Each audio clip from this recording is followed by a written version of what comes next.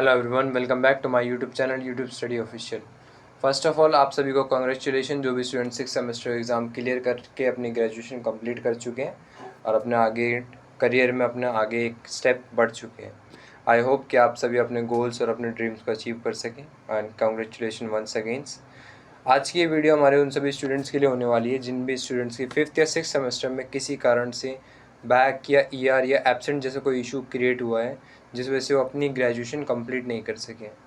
मेरे पास last video में कुछ स्टूडेंट्स के कमेंट्स आए थे, इसमें 4 स्टूडेंट्स ऐसे थे जिनके कमेंट्स लगभग काफ़ी हद तक सेम थे, जिनमें शीलू, अर्चना, मयंक और राहुल सिंह।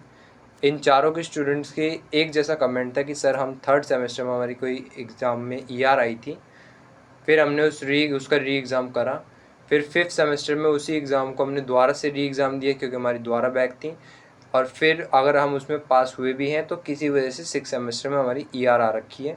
तो हमारा आगे क्या होगा, नेक्स्ट स्टेप हमें क्या करना चाहिए।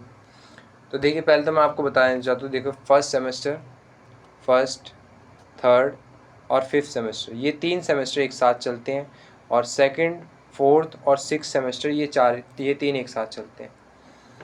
इन तीनों के जो एग्ज़ाम्स आप लोगों के जो होते हैं, ये फर्स्ट, थर्ड और 5th सेमेस्टर के नवंबर से लेके फैब के बीच में कंप्लीट हो जाते हैं एग्ज़ाम। सेकंड, फोर्थ और 6th सेमेस्टर वालों के अप्रैल से लेके जुलाई के बीच में एग्ज़ाम क्लियर हो जाते हैं। यहाँ तक आप सभी को पता ही होगा मोस्टली। इसमें मेन क्या है, अब मान लीजिए किसी स्टूडेंट के 5th सेमेस्टर में ईआर आ रखी है, तो उसको जो है अपना री एग्ज़ाम दोबारा देना पड़ेगा। री एग्ज़ाम के लिए अपना फॉर्म फिल करना पड़ेगा। फॉर्म फिल करने के बाद उसका जो है एग्ज़ाम होगा, जो कि इसी साल के नवंबर से स्टार्ट हो जाएंगे एग्ज़ाम। नवंबर से फैब के मंथ के बीच में, यानी नवंबर टू फैब तक आपके एग्ज़ाम हो जाएंगे। जो भी सब्जेक्ट आपका है, जिसमें भी आपकी ईआर है, एब्सेंट है, फेल, कुछ भी इशू है, वो आपका इसमें क्लियर हो जाएगा। वहीं सेकंड थिंग, अगर आपकी 4th में या फिर 6th सेमेस्टर में बैक या ईआर है, तो आप लोगों के क्या है, अप्रैल से लेके जुलाई के बीच में एग्ज़ाम होएगा, उसमें आपको पास करना पड़ेगा। आप दोनों ही कंडीशन में आपको जो है अपना ईआर वाले एग्ज़ाम के लिए फॉर्म फिल करना पड़ेगा, जिसमें लास्ट ईयर अगर हम देखें तो लास्ट ईयर 5th और 6th सेमेस्टर की, एक मिनट, लास्ट ईयर 5th और 6th सेमेस्टर की जो पेमेंट इन्होंने ली थी पर सब्जेक्ट, 1100 रुपये पर सब्जेक्ट थी। और अगर आपके 2 सब्जेक्ट है तो आप मान लीजिए मे बी आपको 1500 रुपये पे करने पड़े। इस तरीके से आपको जो है पे करना पड़ेगा। इसके एग्ज़ाम के लिए आपको री एग्ज़ामिनेशन का फॉर्म जो निकलेगा, 5th सेमेस्टर का जो फॉर्म निकलेगा वो निकलेगा अक्टूबर के मंथ में, और 6th सेमेस्टर वालों के लिए मार्च में फॉर्म निकलेगा। जब ये निकलता है मैं आपको बताऊंगा कि आपको किस तरीके से इस फॉर्म को फिल करना है। तो ये रही बात, यहाँ तक आप सभी को यहाँ पे क्लियर हो गया होगा कि भाई मेरी अगर किसी सब्जेक्ट में ईआर बैक या फेल मैं किसी में हूँ, तो मेरे को उसको री एग्ज़ाम देना होगा, जिसके लिए मेरे को फॉर्म फिल करके पेमेंट करनी है अपनी उस सब्जेक्ट की, और एग्ज़ाम को दोबारा देना है। तो यहाँ तक आप सभी को क्लियर होगा कि आपको उसको एग्ज़ाम पास करना है।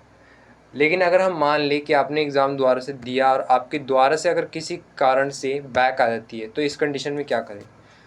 इस कंडीशन में होगा क्या, जिन भी स्टूडेंट ने 2019 से लेके 2021 के बीच में इन्होंने एडमिशन लिया है, तो ये सभी स्टूडेंट क्या है, CBCS वाले हैं।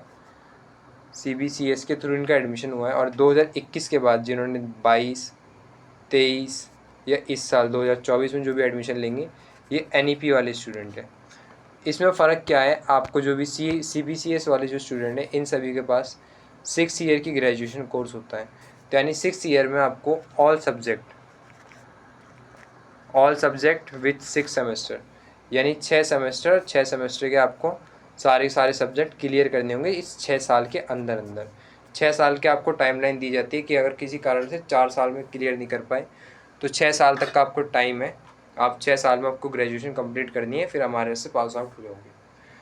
अगर फिर भी आप कहते हो कि सर मैं कुछ ऐसा इशू मेरे साथ हुआ है कि मैं 6 साल मैंने क्लियर कर लिए, लेकिन मेरा एग्ज़ाम पास नहीं हुआ है, तो इस कंडीशन में आपके साथ कुछ नहीं होगा। आपको स्टार्टिंग से ग्रेजुएशन स्टार्ट करनी होगी, यानी first semester, first year fresh admission अपना लेना पड़ेगा।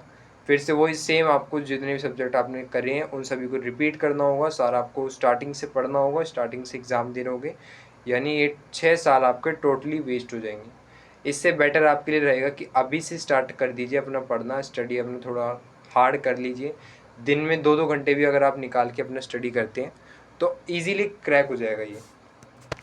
अब इसके अंदर आता है पासिंग क्राइटेरिया क्या होता है। पासिंग क्राइटेरिया जो है ड्यू सोल का स्टार्टिंग से रहा है 40% का, लेकिन मेरी तरफ से अगर मैं मान के चलूँ तो 40% आप भूल जाइए, इसको कैंसिल कर दीजिए। 55 टू 70% या 70 नहीं भी तो 60% तो लाने की कोशिश कीजिए। 55 से 60% अगर आप लाते हैं तो इतना तो गारंटी है कि कोई टीचर आपको फेल नहीं कर सकता। आप लाए 40% है, 40% ही पासिंग चाहिए। अगर कोई टीचर ऐसा हुआ कि आपके नंबर कट कर दें, 40 की जगह उसने आपका रिकॉर्ड बनाया 39%, तो 1% के पीछे भी आप फेल हो सकते हैं। या हो सकता है कि आपको 1% कोई टीचर अपनी तरफ से दे दे, लेकिन वो बहुत रेयर होता है, देता कोई नहीं इतनी आसानी से। और कॉलेजेस में तो कुछ ज़्यादा होता है। डी सोल में आप 6 सेमेस्टर तक आ चुके हैं, ग्रेजुएशन कर रहे हैं, तो आप सभी को पता होगा कि कॉलेज में क्या होता है, स्कूल में क्या फ़र्क है, कॉलेज में क्या फ़र्क है। वहीं जो बच्चे NEP के जो भी स्टूडेंट हैं जिन्होंने 21 में और 22 में एडमिशन लिया है, 21, 22, 23 में, उनका फर्स्ट, सेकंड या थर्ड या फोर्थ 4 सेमेस्टर ये भी तक दिए होंगे, 2 सेकंड ईयर या थर्ड ईयर स्टार्ट होने वाला होगा, उनका भी सेम ही प्रोसेस रहेगा। उनको भी अपना एग्ज़ाम के लिए रीअप्लाई करना पड़ेगा, पेमेंट करनी पड़ेगी। अब फर्स्ट और थर्ड सेमेस्टर के जो स्टूडेंट रहेंगे उनके लिए 500 रुपये पर सब्जेक्ट की होती है फ़ीस। मतलब अगर आपने किसी एक सब्जेक्ट, मान लीजिए इंग्लिश में आपको किसी में बैक आई है, तो आपको 500 रुपये एक सब्जेक्ट के लिए देना होगा। 2 सब्जेक्ट हैं, 800 रुपये आपको पे करना होगा। ये वहाँ की पॉलिसी रहती है। आई होप कि आप सभी को वीडियो समझ आया होगा। आप सभी के जो भी डाउट्स होंगे वो क्लियर हुए होंगे। अगर फिर भी आपको कोई डाउट है तो मुझे कमेंट कीजिए, मैं आपको कमेंट में ज़रूर से बताऊँगा। डिस्क्रिप्शन में आपको टेलीग्राम ग्रुप का लिंक दे दूँगा, उसको टेलीग्राम को भी ज़रूर से ज्वाइन कीजिएगा और हमारे चैनल को सब्सक्राइब ज़रूर कीजिएगा, जिससे कि आपको आने वाली नोटिफिकेशन टाइम टू टाइम मिलती रहे। Thanks for watching.